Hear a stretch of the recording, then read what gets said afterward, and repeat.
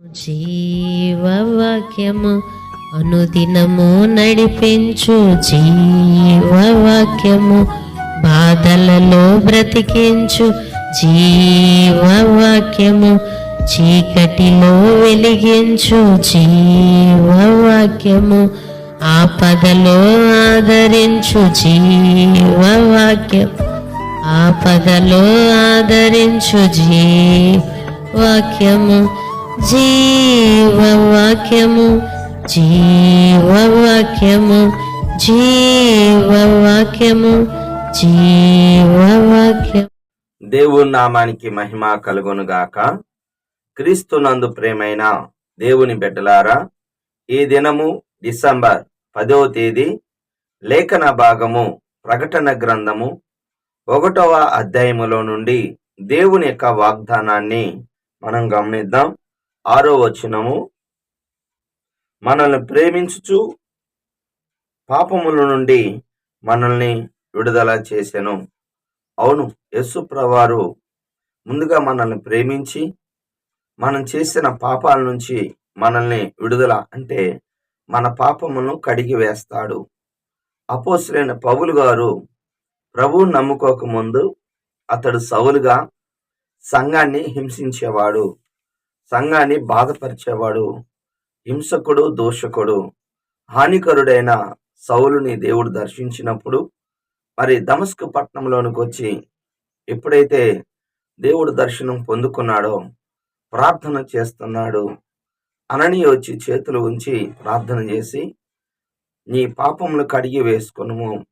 అవును, మన పాపాలు మనం ఒప్పుకొని ఎడల ఆయన నమ్మదగిన వాడు, నీతిమంతుడు గనుక మనల్ని సమస్త దుర్నీతి నుండి మనల్ని పవిత్రపరుస్తాడు. మన పాపాలను మనం ఎప్పుడైతే ఒప్పుకుంటామో వెంటనే దేవుడు మనల్ని క్షమించి తన రాజ్యానికి వారసుడిగా చేసుకోవటం మాత్రమే కాదు, ఆయన పనిలో పరిచర్యలో మనల్ని వాడుకుంటాడని వాక్యము తెలియచేస్తుంది. అటు తర్వాత మరి అపోస్తలుడైన పౌలు గారు ఎంతో బలముగా సేవ చేశాడు. అవును, యేసు ప్రభువుని చేర్చుకున్న వెంటనే మరి ఏదైతే ధర్మశాస్త్ర ప్రకారము అతడు నేను మంచి చేయాలనుకుంటున్నాను, చేయలేకపోతున్నాను, కీడు చేస్తున్నానని అపోస్తలుడైన పౌలు గారు తెలియచేస్తాడు. రోమీయులకు రాసిన పత్రిక 7వ అధ్యాయంలో, అయ్యో నేను దౌర్భాగ్యుని, నేను ఏమి మంచి చేయాలనుకుంటున్నానో చెడు చేస్తున్నాను. అవును, నువ్వు ధర్మశాస్త్రం తెలిసినప్పటికీ క్రీస్తు యొక్క నియమము, ప్రభు యొక్క ఆత్మ, ఎవడైనా క్రీస్తు యేసు నందు ఉన్న ఎడల నూతన సృష్టి అంటే యేసు ప్రభువుని హృదయంలో చేర్చుకున్నప్పుడు మరి జక్కయ్య 4 చెల్లించాడు.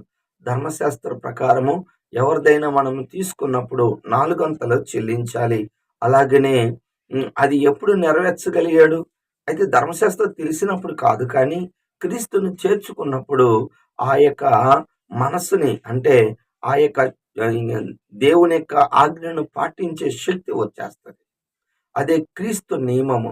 రోమీయులకు రాసిన పత్రిక 8వ అధ్యాయం 1వ వచనం, క్రీస్తు యేసునందు జీవమిచ్చుక ఆత్మ పాప మరణముల నుండి నన్ను విడిపించును.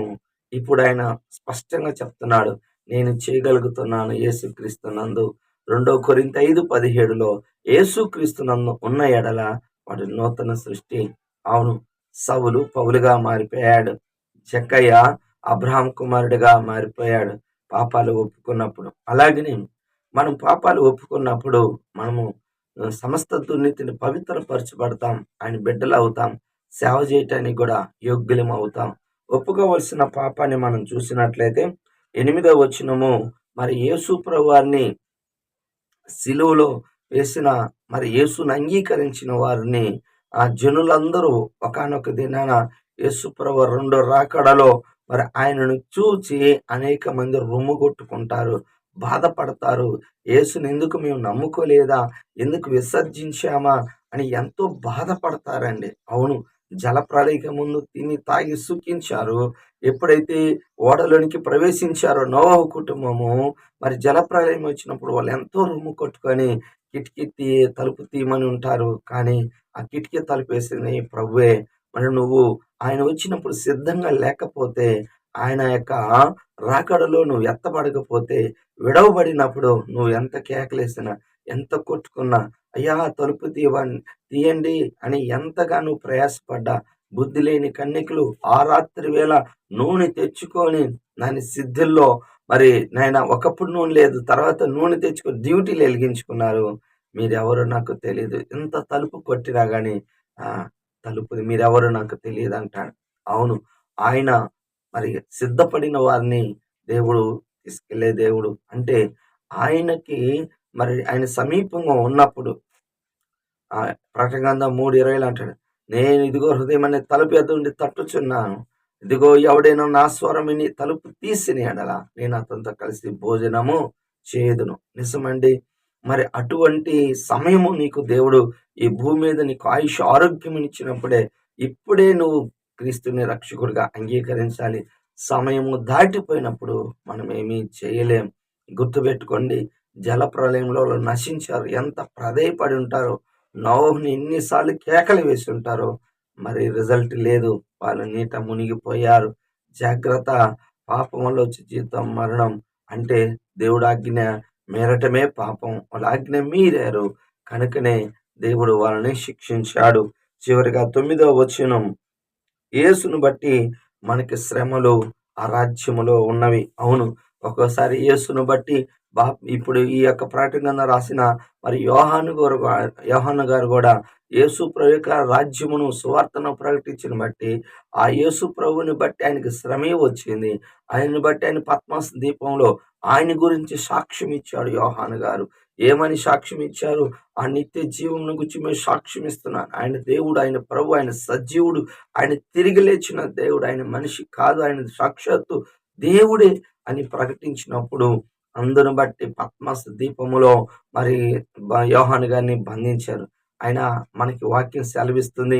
మరి అపోస్తలుల కార్యం 14:20 అనేకమైన శ్రమలు అనుభవించి దైవ రాజ్యంలోనికి ప్రవేశించవలెను. మరి ధనవంతుడేమో సుఖముగా సౌఖ్యంగా పాతాళానికి వెళ్ళాడు. లూకా సువార్త 16వ అధ్యాయము 25వ వచనములో భూమి మీద నా ఇష్టము నేను తిని త్రాగుదాం అనుకున్నాడు. లాజరు అయితే ఎంత దరిద్రాన్నైనా అనారోగ్యాన్నైనా భరించాడు.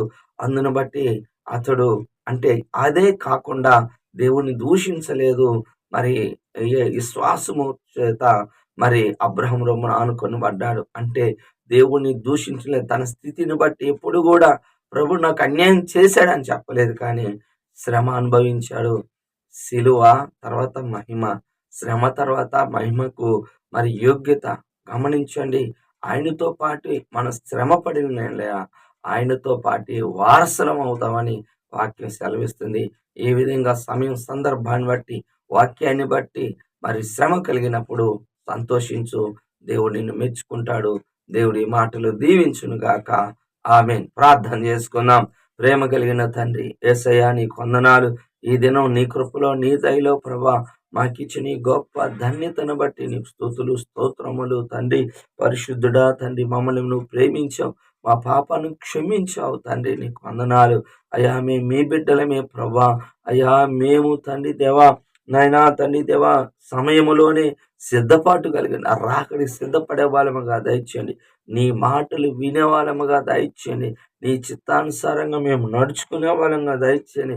మిమ్మల్ని బట్టి మాకు శ్రమ కలిగినను మేము నిలబడినట్లుగా దయచేయండి. శ్రమలో నిలబడి మరణము వరకు అంతం వరకు సహించిన వాడు జీవ కిరీటము రక్షణ పొందుతాడని వాక్యం సెలవిస్తుంది నాయన.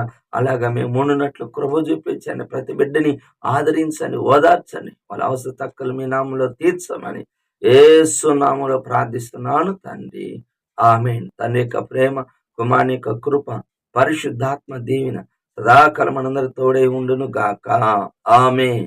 హల్లెలూయా. దేవుడు మిమ్మల్ని దీవించును గాక.